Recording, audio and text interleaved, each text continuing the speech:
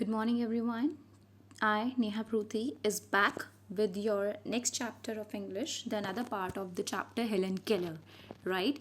Earlier, we have done in the first part of the video that Helen Keller was a blind and deaf girl who grew blind and deaf at the age of 19 months as a repercussion of the high fever which she encountered. Right?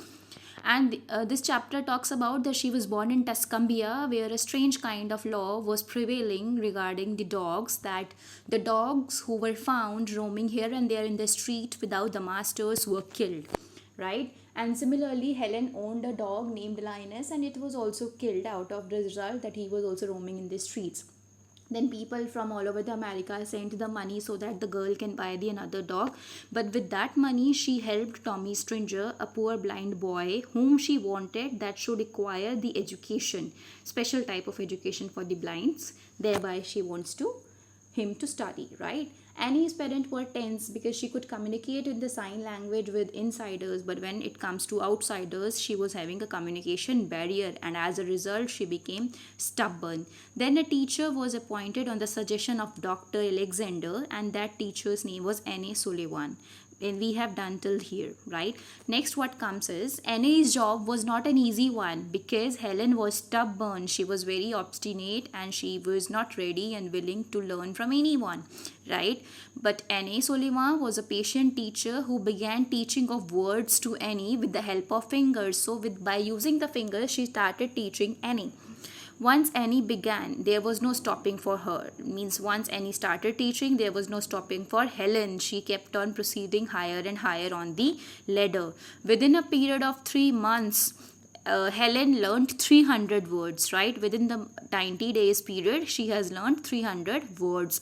Helen learned the Braille system of reading and learning. She was very well equipped with the Braille system, the system for blind by which they just read and write, right? In 1897, she passed her high school examination and she mastered over different languages. And Helen not only was proficient in English but also German, French, and other languages she gained proficiency in. And she was honored by presidents, prime ministers, kings, princes of different countries. She went here and there, and she was honored by different great presidents, prime ministers, and great personalities, right?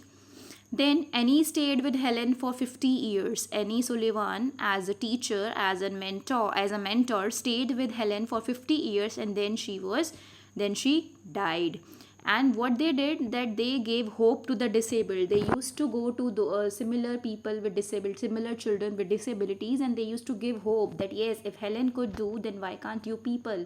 So they kept on telling that strong will and determination can lead you to turn the mountains. So everybody can do. If Helen Keller can gain proficiency over the language, so everybody can definitely do it. Annie died in 1936, and Helen missed her very dearly. And when she died, so Helen started writing a book named Teacher over this lady Annie Sullivan. But before it was published, it was spoiled in a house fire, and then she again started writing, and finally in 1955 this book was published. And this is because of the contribution of Helen only that now so much attention is laid to the education of this blind and deaf people. This is because of the efforts of Helen. It is also uncountable, right? And then when Annie died, then this girl Helen, she appointed another assistant, Polly Thompson, and then they kept on spreading the same purpose, like hope around those disabled people and hope in the people around the world. Finally, Helen died in 1968, and it is because of her efforts that today we are laying much of the attention towards welfare of blind and deaf. So this is the chapter all about.